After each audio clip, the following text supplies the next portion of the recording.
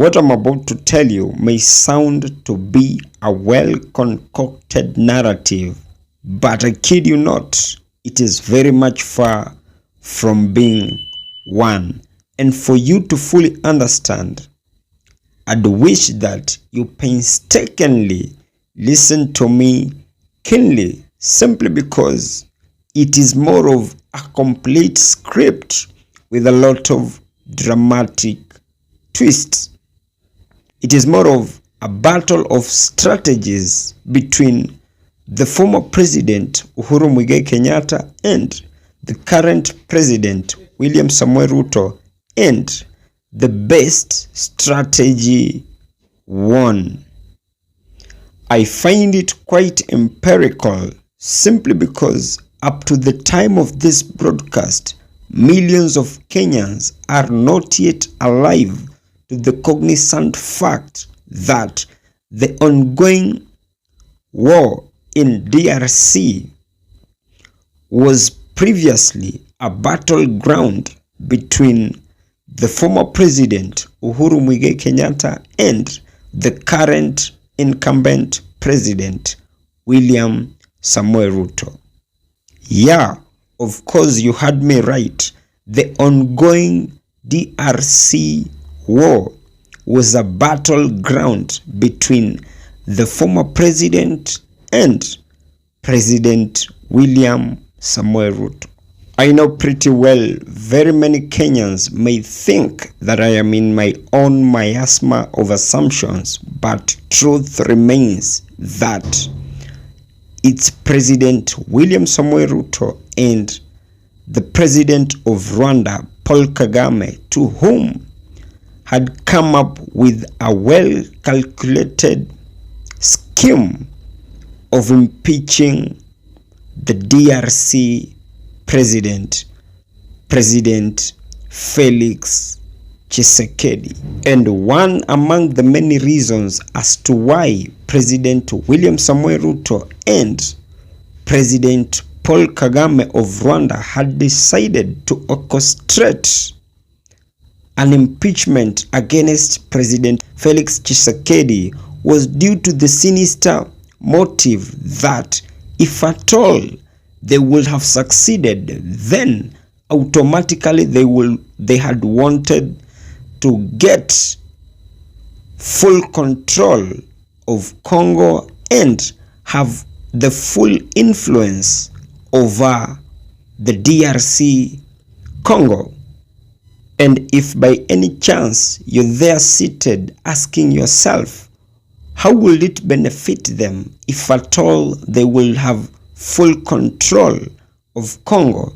The reason is quite simple. If at all they will have managed to control and have greater influence of Congo, then automatically that would have meant that by them taking control over Congo, that will equally mean that they will equally take full control of the mineral dispositions in the same DRC Congo.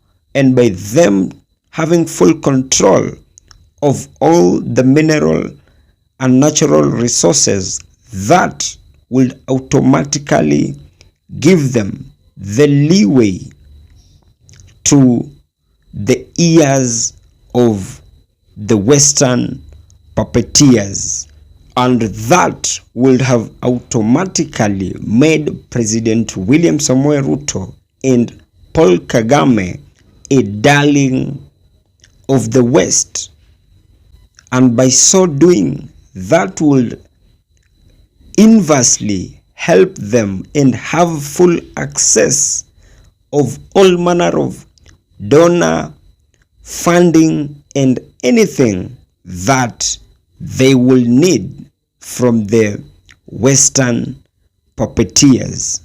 Should I even go to an extent of reminding you that this could be one among the many political reasons for the fallout between President William Samoei Ruto and the former president Uhuru Kenyatta?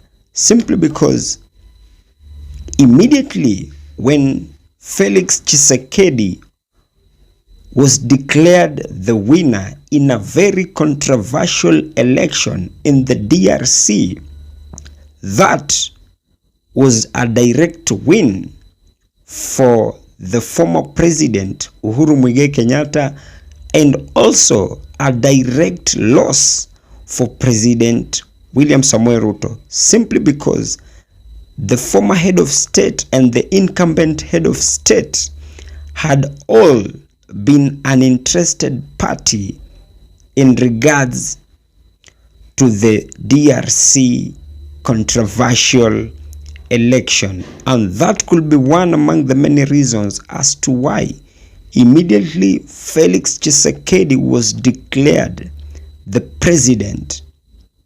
The former president Uhuru Muigai Kenyatta made an impromptu visit, being the first president to go and congratulate Felix Tshisekedi for his win. And in fact, neither did the former president jet into Rwanda using our Kenyan airline, Kenya Airways, but he rather preferred to use the Ugandan airlines to jet into the DRC Congo. And going by the fact that Kalonzo Musyoka has today proven of this same analogy, I kid you not, there are several factors that might have led to the fallout between the former president and President William Samoei Ruto. Conflict in eastern DRC, this area covering Kivu all the way to Ngoma, northern Kivu. And he was then supposed to be facilitated to work with the Presidents Kagame, Felix Tshisekedi in particular, all right? And he went with, I think he took his responsibility very seriously, because I think the one time he called people to Nairobi in Safari Park and other places followed that. But what happens after William Ruto takes over? The first thing he does is to make sure that, because the host country where former President Uhuru came from should have supported his mission. The first thing is, don't support Uhuru, we want him out. Remember, there was a lot of bad blood, which seems to have improved only recently. A lot of bad blood, including taking over Uhuru's party, Jubilee. And the Ruto claiming, this is my party. I made Jubilee what it is. Now, he's forgotten he's also UDA. You cannot have two parties. You can only belong to one. So he believes UDA, Niake, and Jubilee up to now. But I think now he has let go. Thanks to the visit he made to Ishaweri. He realized, these things could have been done differently. But back to DRC, when Uhuru realized he couldn't operate, of course, countries of SADC, hostilities were growing, and Angola took over the responsibility. I remember last time Uhuru, I tried to get him, he was in Luanda, saying he's just there as an observer. And SADC countries took over. Remember, there was an East African force. Yes. And eventually it was disbanded. Okay? I don't know, misconduct or whatever it was. So that situation was badly handled. Now, one time, Uhuru sent me as a special envoy to go and put together Felix Tshisekedi and Kabila, because Kabila had left office, but was I was afraid of what is happening here. And so here in Nairobi at the Serena Hotel, Felix Tshisekedi had come in here, Uhuru embraced him, and then, of course, you need friends everywhere. So he ends up being the president, but with a minority in parliament. That's why I went in now to work on that coalition. That's why I find it easy. I mean, we can do coalition in Congo, we can do it here at home. So with Kabila and with Yeah. Tshisekedi and they Kagame, formed. what should be done? What should Ruto do? You to know, have there the must still be an element of Kabila because that coalition eventually collapsed. But in the meantime, I remember when now Uhuru went in for the swearing-in ceremony of Tshisekedi, I was in Kinshasa waiting for him. I think, in fact, Raila and him flew in together from Mombasa. He was the only African head of state in attendance at that swearing-in ceremony. Across the river Congo, the huge river Congo, is Congo Brazzaville. The president then didn't even come. And for a moment, I was afraid of the security of both Raila and Uhuru.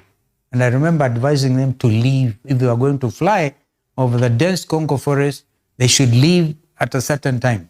And they did what they listened, they took off. Yeah. But during the swearing in of Felix Tshisekedi, he almost died. I think he was suffocating because he later on found he was wearing a jacket which was almost killing him, a bulletproof thing. Thank God he survived and everything went on well. Right. But during the second swearing-in ceremony, now, everybody was there. Kagame, I don't know that Kagame came, but Museveni sent the prime minister and whatever. All the African heads now were there. I happen to have been there now, just although I was not in that thing. Now, what does William Ruto do? He calls a group led by the leader of Electoral Commission to Nairobi, or they asked him to come. So they came to Serena, they were given state reception, and they announced what he called River Congo Basin Initiative, whose purpose is to throw out Felix Tshisekedi. At that time, because I think William thought this is Uhuru's friend, I have no business working with him. But things have changed. This is part of the mistake. These contradictions. We do not have a foreign policy now. Is the mistake with Kagame, just shortly with your experience, where everyone is pointing fingers at him for fighting within the eastern region? You see, the thing about, you must also understand, when the late President Habyarimana and his Burundi counterpart were shot down in 1994, and as a result of that, right, that was a spark that lit that country. Then the genocide happened in 1994. Over nearly 1 million people were killed, all right? A lot of those killers, the gangs, right, commonly referred to as Interahamwe, crossed over to the DRC. This obviously has been Kagame's biggest headache. And there's a community there called the Banyamulenge, all right? They are Congolese. So this thing needed serious engineering to get both President Kagame and President Felix Tshisekedi to appreciate in good time the intricacy of this conflict. But Uhuru was not given that leeway. The time that we lost has now resulted in the killings, what's happening in Goma. And I cannot really, I must lay blame on this. Now, William Ruto is the current chair of East African Community, now complete even with Somalia. Yes.